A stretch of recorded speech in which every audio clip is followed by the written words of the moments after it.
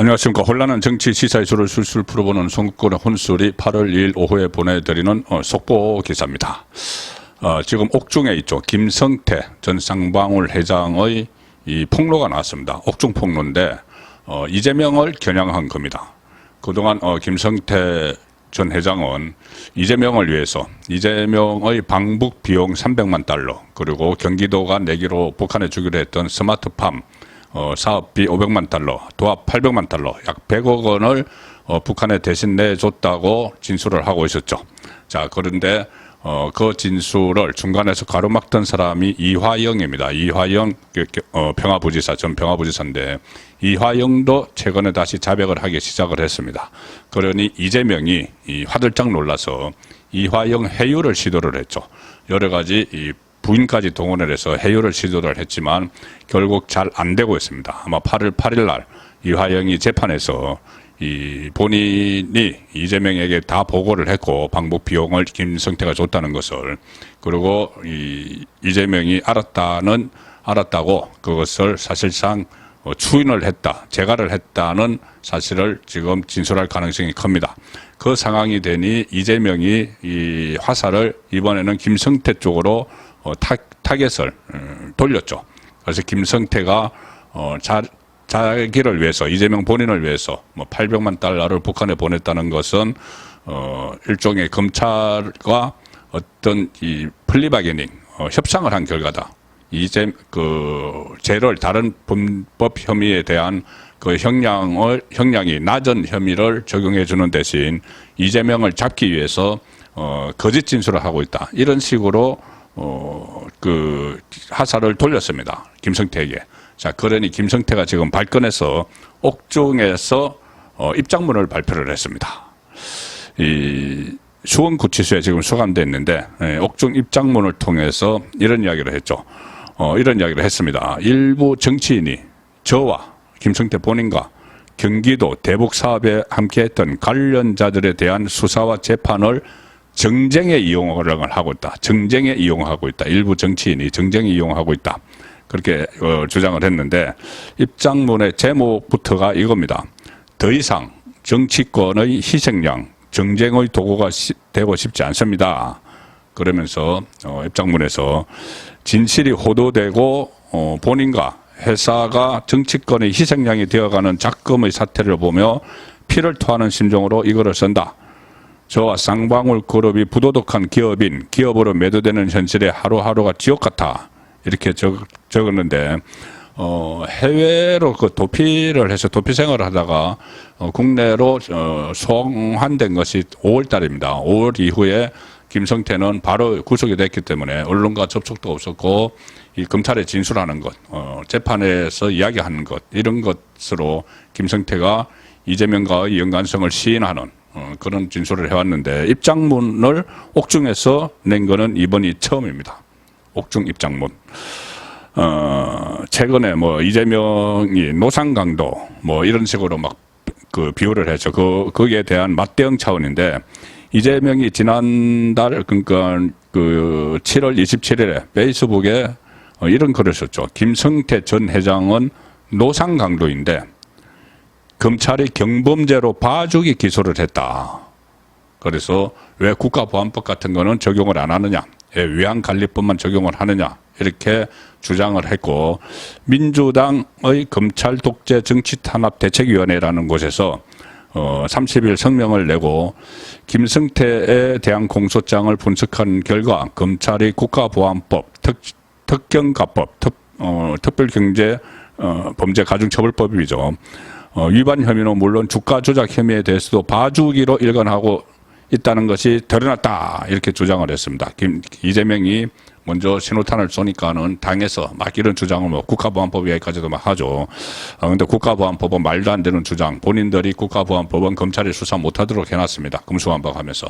그래서 경찰이 지금 수사하고 있는 사안이고, 지금 이재명이 이야기하는 경범죄 정도로 봐주기 기소, 민주당이 따라서 그렇게 봐주기 기소 이야기하는 건 이것도 국민 현혹입니다. 눈속임입니다. 김성태가 이것을 일일이 이 입장문을 통해서 반박을 합니다. 뭐라고 하시냐면은, 저는 지금 특정경제범죄가중처벌법 위반. 자, 민주당은 특가법 혐의도 안 걸었다고 뭐 이야기를 했는데 김성태 본인의 입으로 특가법 위반, 자본시장법 위반을 비롯해서 무려 9개 항목의 법률 위반 혐의로 구속 기소됐다.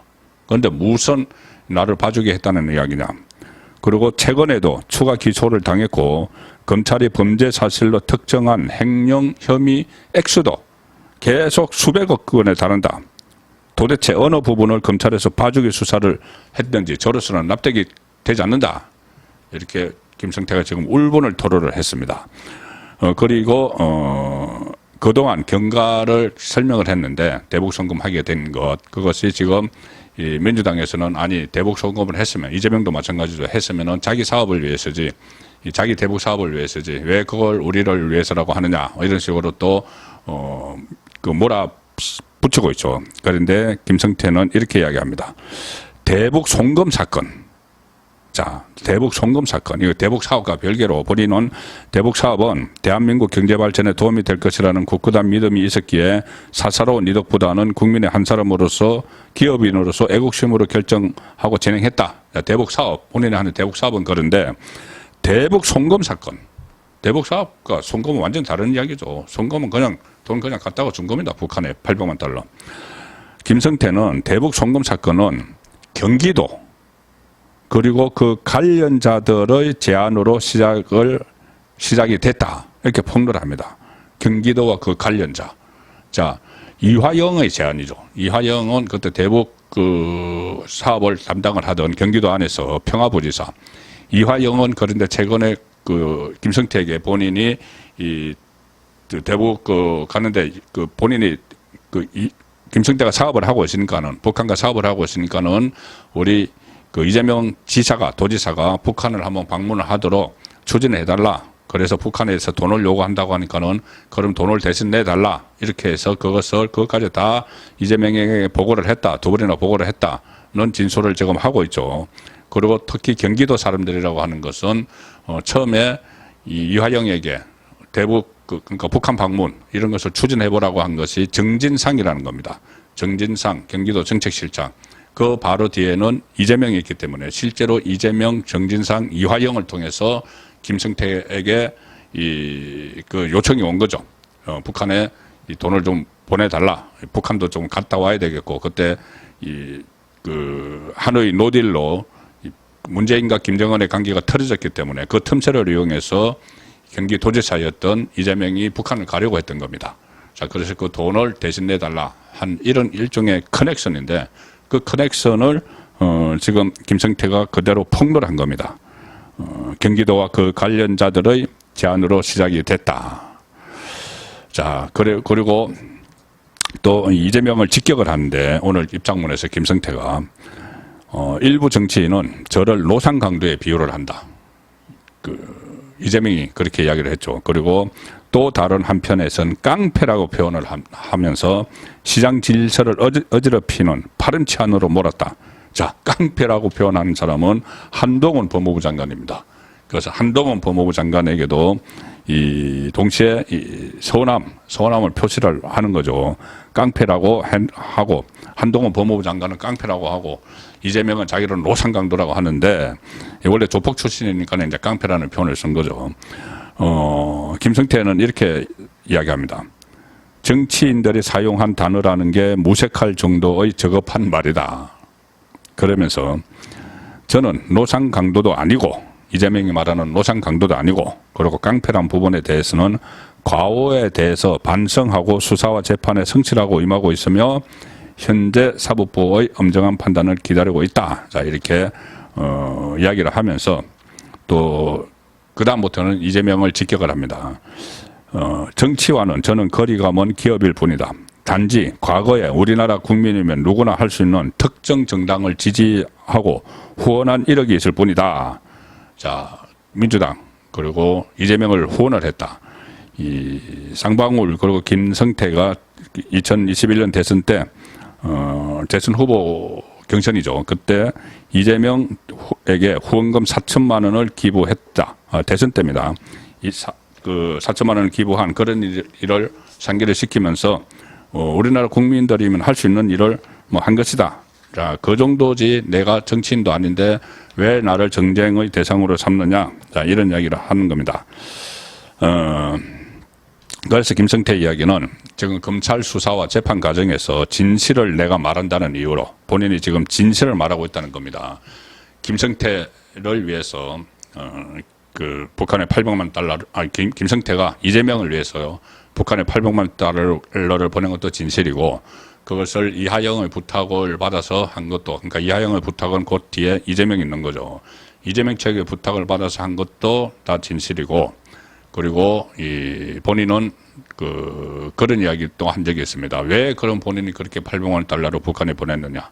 이재명 대통령이 되면은 사실 득 좀 보려고 했다. 득 좀 보려고 했다.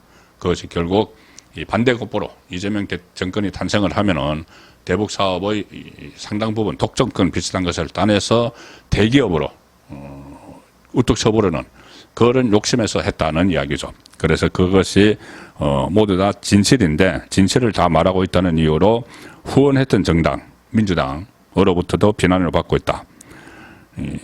마지막으로 제가 바라는 것은 저와 쌍방울 그룹 임직원들이 정치권의 희생양이 돼서는 안 되며 하루빨리 정상화된 회사에서 임직원들이 다시 마음 놓고 일하는 것이다. 자, 이렇게 이 끝을 맺었는데 결국 구속 초읽기에 들어간 이재명이 이하영을 막 구스르다가 뭐 본인의 핵심 측근인 박찬대 최고위원도 막 보내고 이 부인과 통화를 하기 위해서 부인이 그 법정에서 부부싸움까지 벌이고 또 입장문 내고 MBC에 부인이 또 뭐 글을 보내고 막 이런 온갖 노력을 다 하고 있죠. 해요를 하려고 이하영을. 그런데 이하영은 지금 현재 꿋꿋한 것 같습니다. 8월 8일 재판에서 다시 그 기존에 했던 자백을 번복하지 않고 본인이 이 정진상에게서 이것을 들어서 김성태에게 요청을 했고 김성태가 돈을 줬다는 북한에 돈을 줬다는 사실을 이미 다 이재명에게 보고를 했다. 자, 여기까지 진술을 할 테니까 이하영에 대해서는 일단 포기를 하고 김성태의 진술 신빙성을 깨기 위해서 무슨 뭐 노상 강도에 비유를 했는데 노상 강도인데 경범죄로 처벌했다. 이렇게 또 검찰과 김성태를 싸잡아서 비난을 했죠. 자기 일을 위해서 돈을 북한에 100억이나 보내준 인물을 자기에게 불리하게 진술한다고 노상 강도라고 표현을 하는 이재명인데, 자, 결국 김성태의 진술을 무력화하려고 시도를 했지만 김성태에게서 지금 다시 되치기를 당하는 이하영에게서도 그렇고 김성태에게서도 되치기를 당하고 있기 때문에 이재명은 구속을 피하기 위해서 몸부림치고 있지만 점점 교도소 담장에서 안쪽으로 떨어지는 그런 국면에 처하고 있습니다. 송국근의 혼술이었습니다.